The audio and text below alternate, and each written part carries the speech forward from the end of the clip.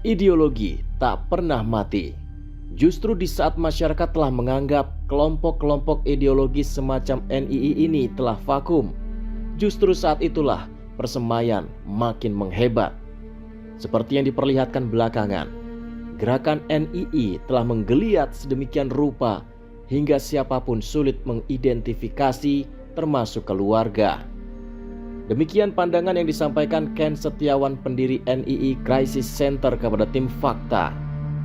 Bagi Ken, kewaspadaan yang terus-menerus dari semua pihak adalah kunci untuk menghambat laju perkembangan gerakan semacam NII ini.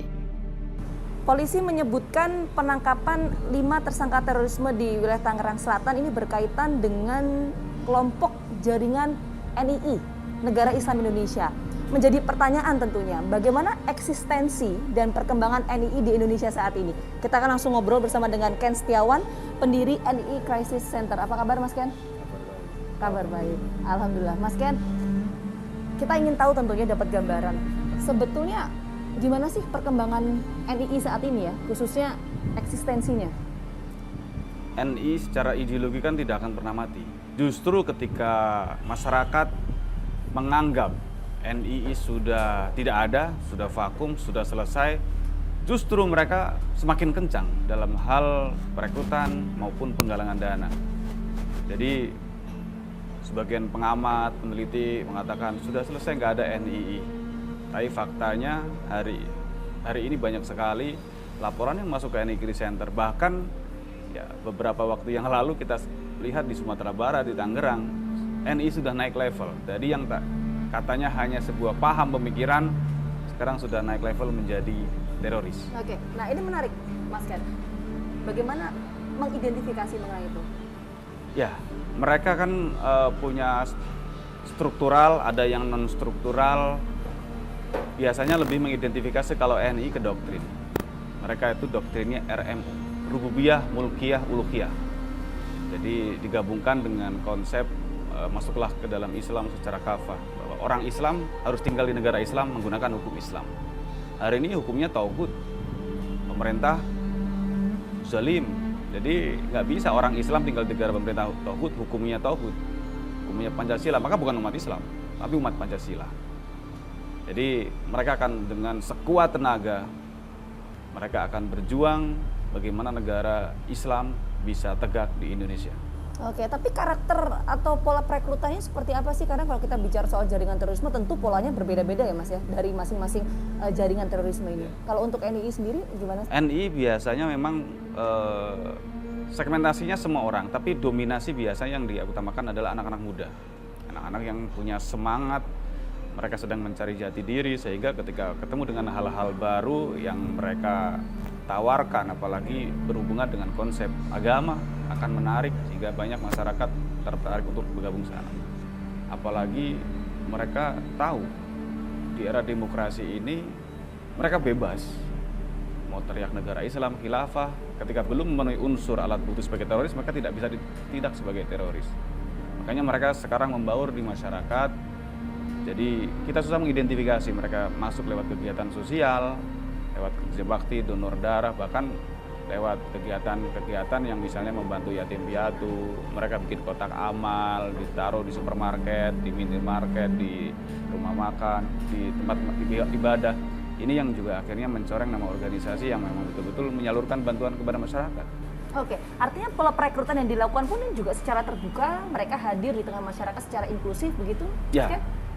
Jadi hari ini kelompok NII tidak menggunakan tempat ibadah sebagai perekrutan. Jadi mereka memanfaatkan tempat-tempat umum, kafe, mall misalnya kan, terus taman, yang orang tidak curiga. Dialognya seperti itu. Kita kan tahu ya bahwa bicara konteks NII atau Negara Islam Indonesia ini kan ada berbagai macam komandemen wilayah ya, pasca pendiri NII yaitu Kartosuwiryo turun gunung. Nah sekarang dari berbagai macam komandemen wilayah pasca Kartosuwiryo turun gunung ini, yang mana yang kemudian sel yang menguat? Kelompok mana? Ya, KW9 sama beberapa kawan-kawan di Sumatera ini termasuk Lampung mengatakan bahwa kami adalah NII Ajengan Mas Duki. Ya, pada dasarnya kelompok NII ini kan secara doktrin sama, RMU, Rububiyah, Mulkiyah, Uluhiyah, untuk yang ini ya, untuk yang baik, yang struktural, Bedanya kalau yang non struktural, kelompok NII doktrin RMU ditambah dengan Salafi Jihadi, ditambah dengan transnasional, lebih nyambung. Jadi yang tadinya hanya bicara jihad, cari duit, cari orang, menegakkan program negara, ketemu dengan Salafi Wahhabi bahwa jihad itu bukan hanya cari dana, tapi jihad adalah dengan kita, dengan perang. Dalam peperangan siapa yang menghalang-halangi jihad mereka? Ya salah satunya ya aparat.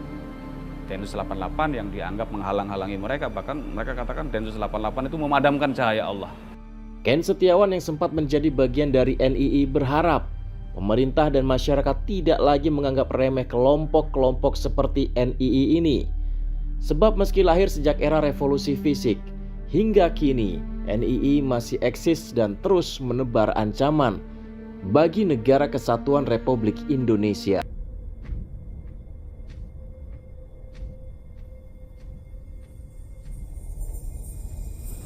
Oke, kita akan coba dalami jejak dari Saifuddin Ibrahim. Apakah betul memang sempat mengajar di pesantren Darul Arqam? Kita akan coba langsung klarifikasi hal ini bersama dengan Wakil Ketua BPP Pesantren Darul Arqam, Pak Haji Matridi. Assalamualaikum warahmatullahi wabarakatuh, Pak Matridi. Waalaikumsalam warahmatullahi wabarakatuh. Sehat Pak Matridi? Alhamdulillah. Alhamdulillah. Iya. Oke, Pak. Jadi kita ingin dengar pernyataan dari pihak Darul Arqam. Betulkah Saifuddin Ibrahim ini pernah mengajar di sini, Pak? Saifuddin Ibrahim itu pernah di sini sekitar tahun 90-an, selama kurang lebih 2 tahun. Mereka tidak mengajar di sini, tetapi sebagai kepala pondok gitu. Kepala asrama bukan. Dan tidak bertindak sebagai guru. Oke, itu di tahun berapa ya Pak, kalau boleh tahu? Tahun 94-95 ya. 94-95. Oh, 94-95. Iya, iya. Kalau memang itu ada katakanlah binaan daripada Saifuddin, terutama kaitan dengan paham NII, kami minta itu ditunjuk hidung aja. Artinya siapa orang-orang yang berhasil direkrut oleh Saifuddin Ibrahim di sini untuk menjadi pengikutnya, gitu. Sama sekali menurut pengetahuan kami itu tidak ada. Gitu. Tapi andai kata ada, barangkali ada, kita minta ditunjukkan gitu. Karena kami di pondok pesantren tidak menampung paham itu. Kalau ketika itu barangkali ada, begitu. Tapi kan selesai dengan kepergian Saifuddin, begitu. Dan dia tidak membawa bekas, tidak membawa punya anak buah dan lain sebagainya. Andai kata barangkali ada, kami minta ditunjukkan. Gitu. Siapa orang-orang yang selama ini ada di sini? Kami akan sikat tuh, karena itu juga bertentangan dengan paham kami. Gitu. Ya. Paham kami adalah ideologi kami adalah Pancasila Undang-Undang 45. Oke, nah itu setelah kemudian Saifuddin Ibrahim sudah tidak lagi di sini ya Pak ya, selama kurang dari 2 tahun, apa kemudian yang dilakukan pihak pesantren ini Pak?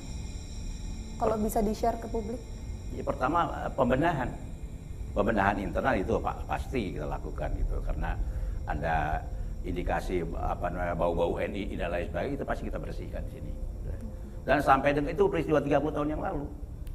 Sekarang itu sama sekali tidak ada. Pak, saya sedikit Pak ingin menyinggung kayak waktu kemarin berapa tahun 94-95 kalau nggak salah ya. Iya. Saifuddin Ibrahim ada di sini, itu alasan kemudian keluar dari sini apa Pak? Sempat pertama dapat informasi itu kan pasti orang tidak disukai gitu ya.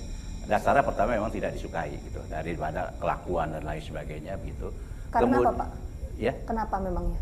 Ya artinya ada kelainan-kelainan seperti itu kan pasti orang sini tidak mau terima. Okay. Orang pesantren yang ada di sini tidak mau terima paham-paham itu gitu ya. Ya artinya dia nggak betah atau bagaimana, dibikin nggak betah lah kira-kira pada saat itu.